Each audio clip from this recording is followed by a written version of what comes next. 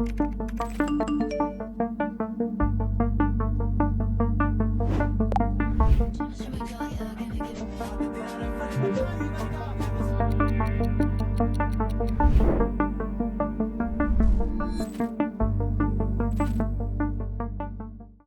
you or a loved one has experienced this, then I'm sorry to tell you that you are suffering from brain rot. Symptoms include having the attention span of a goldfish, constantly checking your phone for notifications, filling every idle moment with short form content, and the worst of them all, not being able to focus on something without something playing in the background. Now, you have to understand that social media is not designed to give you content that is good for you. It is designed to give you content that will keep you watching. So once your brain starts to engage with this sort of content, it becomes very, very hard to stop, because your brain starts to get addicted to the distraction itself, to the cheap hits of dopamine. But, and there is a but, the same brain that keeps you stuck, unmotivated and overstimulated is actually powerful enough to break free from this cycle. You just need to reprogram it. And today I am going to show you exactly how to do that. In this video, I'm sharing a 21-day system that is backed by neuroscience, by psychology, to break content addiction, to reset your dopamine and to bring clarity back into your life. I've divided the video into 3 phases of 7 days each, and they can all be adapted to fit your energy, your lifestyle and your habits. Now, before we jump into phase 1, I quickly want to talk about another form of protection that we all need, not just from digital brain rot, but also from environmental stressors. Because our brain is not the only thing that is being attacked by pollution and overstimulation. Our skin goes through it every single day. That is why in this video, I'm partnering with Aqualogica to bring you the Aqualogica Glow Plus APF sunscreen. It is the first ever sunscreen in India that not only gives you SPF 50 plus protection from UV rays, but also something called SPPF, which stands for Sun Plus Pollution Protection Factor, and APF, which basically gives you over 80% protection from pollutants. It's lightweight, it's non-comedogenic, and has vitamin C plus papaya extracts that give your skin a glowy, dewy glow. So while you focus on resetting your mind over the next 21 days, you can also give your skin the protection and glow it deserves. You can use my code Adete 2025 to get 20% off on Aqualogica, and also find it on Amazon, Nykaa, Flipkart and Purple. Comment I'm in if you're ready, and let's do this. Most of us are stuck in what is called a brain rot cycle, where something like boredom or just picking up your phone triggers this urge to open Instagram or YouTube Shorts, and then we just end up down the rabbit hole.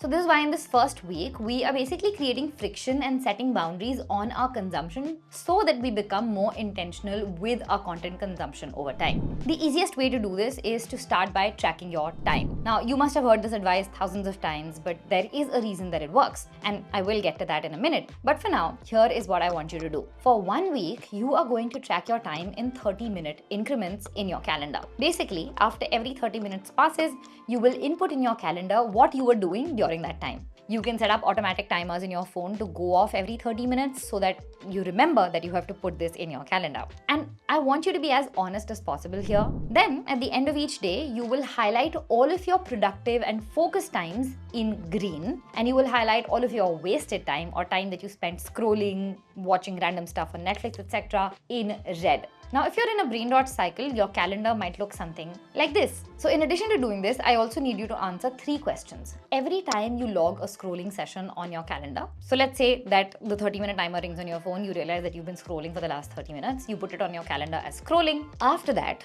you need to ask yourself, why did I start this scrolling session? Why did I start doing it? Second, what did I actually do? What was a part of this session that I did? And third, what did I get out of it? So this exercise is basically to help us track our trigger, action and reward cycle. Let me give you an example, right? So suppose you logged in your calendar that you were scrolling Instagram after lunch for 30 minutes. So what led you there? Why did you start doing this? That is your trigger. So maybe you were overwhelmed by the amount of work that you needed to do, and so you wanted to procrastinate a little longer, and that is the reason, that is the trigger that you started this. And then your action. What did you do? What action did you perform? I opened Instagram, started scrolling reels. And the final question, what did you get out of it? This is your reward. Like, there is a reason that you opened Instagram and started scrolling, right? Maybe you felt that it calmed you down. Maybe you felt a rush of endorphins and it allowed you to think that you were working when you were actually not. So that's just an example, okay? Why exactly are we doing this exercise? Because when you start to track your time and when you start to answer these questions, you start to understand what patterns basically lead to your behavior on a regular basis. For me, I found that every time I'm overwhelmed by work, I tend to scroll. Similarly, when I'm doing something boring, I want something playing in the background. And the second reason we're doing this is because when you start to track your time, when you start to track your habits, you actually start to autocorrect your behavior. Nobody likes seeing 80% of their calendar red, filled with time spent scrolling on social media. That visual in itself is very shocking, and it shocks our brain into changing actions. After this, step 2 in phase 1 is going to be to make your scrolling more intentional. So if you've done step 1 well, you will start to understand within just 2 or 3 days why you start scrolling in the first place and where your energy is going, and this will help you manage it better. Now, this step, which is making it more intentional, is going to look slightly different for everyone, but essentially the aim here is to create friction between you and your content consumption. This is not a permanent solution, but it really helps us do the rest of the things in this challenge, after which things start to become permanent. So for the next 21 days, you are going to make it very difficult for yourself to open your social media apps. You have to remember that you don't scroll because you want to. You scroll most of the times because it's easy, because it's readily available. So if you make it harder for yourself, if you move your apps into a hidden folder, if you rename it to something that snaps you out of your autopilot mode, or if you use apps like 1 second that create a sort of friction before that app gets opened, you are basically giving your brain a little bit of time to come out of its automatic thought process. You're making it slightly more difficult for your brain to access these apps, and that friction alone can just often help you come out of that autopilot moment, right? The second thing you're going to do is an algorithm detox. This means unfollowing any account that creates mind-numbing content, that creates brain rot content, that is not adding any sort of value to your life, or that is detracting value from your life. And every time any sort of brain rot content comes into your feed, because this type of content is very viral, it just goes everywhere, I want you to swipe on not interested every time you see such a useless piece of content come into your feed. And this includes memes, by the way.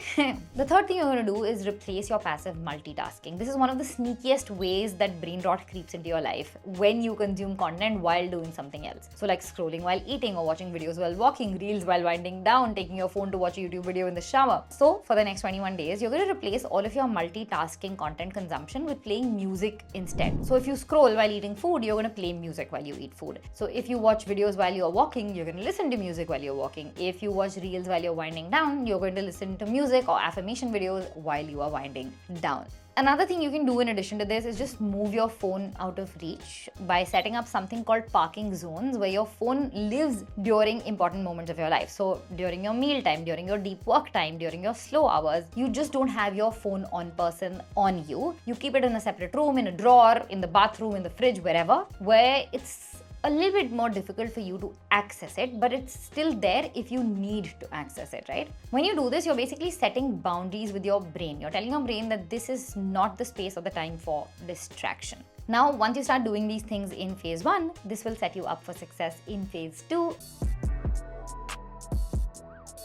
So phase 2 lasts from day 18 to day 14. If you've done phase 1 right, you will have broken the scroll reflex to some extent, right? You will have interrupted that loop of autopilot training that forces you to just go on your phone every time you unlock your screen. But you have to remember that breaking that habit is not enough. If you talk to any addiction expert, they will tell you that to kill an addiction, you need to start by replacing the addictive substance with something that feels good for the brain. Otherwise, it will go right back to chasing the old high. So in the case of social media, what do we replace it with? You replace it with your tailored dopamine menu, which is basically a list of activities that are simple enough to do but trigger the release of dopamine in your brain. So every time you wish to scroll, instead of scrolling, you do one of these activities, like dancing to a fun song, or making yourself a delicious drink, or doodling, or journaling. What this is doing is training your brain to understand that social media is not your only source of dopamine, and to actually look for it in focused activities. Now here's a sample dopamine menu on screen that you can refer to. And yes, the dopamine menu video is coming soon, but for now I want you to also create a data fasting time block in your day. This is where you choose one 60 to 90 minute window every single day where you don't consume any content. No music, no podcast, no video, just silence. You can move around, you can do non-digital work or analog work, basically anything that does not involve technology. Now, if 60 minutes seems like a lot, You start with 30 and then you work your way up. Just by doing this for 1 week, you will realize that you are a lot calmer, you are more creative, that your thoughts have become more structured, and you have more energy. Trust me, this is when your best thoughts will begin to come back to you. The third thing you want to do as a part of your phase 2 is to create a deep work sprint. Now, this is something that can go in tandem with your 60 to 90 minute focus interval. Every day, basically, you're going to sit, you're going to pick one task that needs your full attention, whether it's writing or reading, editing, designing, whatever it is. Anything that is slightly uncomfortable but also requires you to focus. You are then going to give yourself 60 minutes to do this task. You're going to set a timer, you're going to sit down, and you are going to start doing it. It's going to be super tough in the beginning, I'm not gonna lie. But with time, you will get a lot better. So like I said, you can sync this with your data fasting block. So when you're doing your data fasting block, you can do your focused activity then. But only if it is non-digital in nature. If your, focus sprint requires to have technology, like if you're writing on your laptop, for instance, do it later.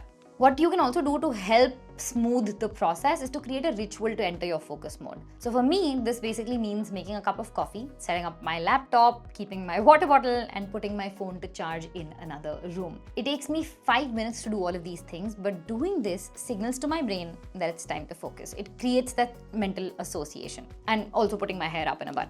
Then when you sit down, just make sure your notifications are turned off, and so is any sort of content playing in the background. And finally, the fourth thing I want you to do in phase 2 is set up predictable content consumption zones. These are basically times and spaces in your day when you intentionally consume content. You want to do this to switch from short form to long form content by creating something called a slow feed playlist. This is basically a playlist or a subscription channel of long form creators that you trust. It can have YouTube videos, it can have deep podcasts, newsletters, anything that requires your brain to stay present for more than 3 minutes.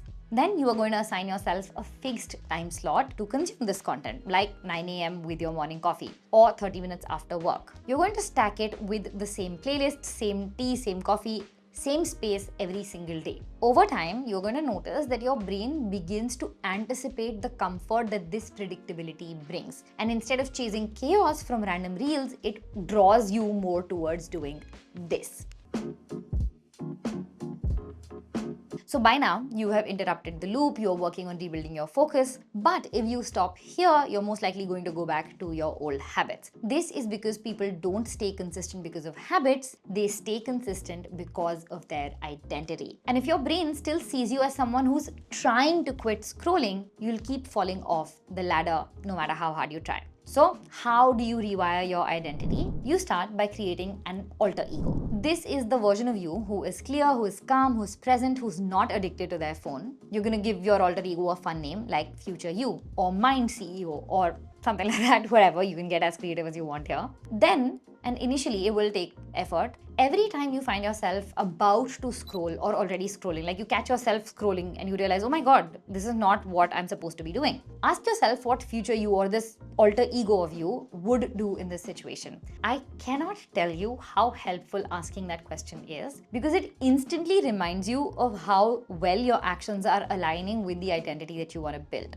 It clicks in your brain like this and it becomes very, very easy to just stop doing that thing altogether if it's not conducive to the identity you want to build. So the next thing you want to do is reframe your scrolling or your passive content consumption as a choice and not as an accident. So every time that you start to scroll and you catch yourself doing it, just say out loud, yes, I'm choosing to train my brain to crave random rest right now. Or yes, I am choosing to not align with my highest self right now. This basically disrupts your autopilot mode and it allows you to decide if you want to continue with the randomness, with not aligning with, your alter ego, or whether you want to do something that actually aligns with your identity. And finally, the third thing that I want you to do is build the habit of effort before consumption. This is personally one of my favorite tricks to become more intentional with anything in life, and you can apply it to content consumption as well. Essentially, before you start to scroll or go on your phone, you need to make it a non-negotiable to do something that requires a little bit of effort. Maybe it's 10 minutes of journaling, or 10 squats, 10 push-ups, tidying your desk, or better yet, creating something. Maybe it's writing a reel script, or maybe it's writing one page of an article that you want to publish in the future. Once you get done with that task, scrolling then becomes your reward for that effort. Now, doing this basically teaches your brain to release dopamine in anticipation of an action instead of in anticipation of social media. It rewires your brain to see yourself as a source, not a sponge of information. And that is about it. So, quickly, let's recap everything that we've covered in the video. If you're struggling with brain rot, your brain is not broken. It's just been trained by your environment to crave distraction and cheap dopamine. But the same brain that got addicted can also be reprogrammed. You do this in 3 phases. Phase 1 is by rewiring your defaults. Here you break your brain rot loop by introducing friction, tracking your triggers, and setting boundaries. You track where you spend your time in 30-minute increments to expose hidden patterns. You then understand what triggers you to scroll mindlessly, and you make your scrolling intentional by hiding your apps, detoxing your algorithm, and setting physical boundaries with the tech that you use. Then in phase 2, it's all about rebuilding your focus. Here we understood how to create a dopamine menu to replace the dopamine from scrolling, set data fasting blocks to counter overstimulation, practice deep work sprints to rebuild your focus, and how to replace random scrolling with predictable long-form content routine. And finally, in phase 3, which is days 15 to 21, we understood how to shift our identity to make this change last. We did this by creating an alter ego who actually makes aligned choices, by reframing every scroll as a conscious choice, not as an accident, and by practicing the effort before consumption habit so that you earn dopamine from action, not just from algorithms. Alright, noted everything down. I'm putting everything on screen here as well so that you can see, take a screenshot if you want to, print it out, keep it wherever you want to. All of that. And with that, I want you guys to remember that this wasn't just a video. It was not just a conversation about brain rot. It's actually your starting point. You have seen exactly what brain rot can do to your identity, your emotions, your nervous system. This video is not going to follow you around for the next 21 days. But what you do after this moment is going to follow you around for life. So you have a choice to make. You can let this be just another self-help video that you watched, or you can let this be the thing that changed how your mind works forever. You have done the hardest part already. You've noticed that something needs to change. So instead of waiting for the next Monday or instead of waiting for next week to start day 1 today. Don't wait to feel ready, because your mind deserves clarity and you deserve to feel like yourself again. So if you watched it till here, comment down below the date of your day 1 with the word I'm in, and then you're going to come back to this video in 21 days to share how the challenge went for you. And I'm going to see you guys very soon in the next one. Bye!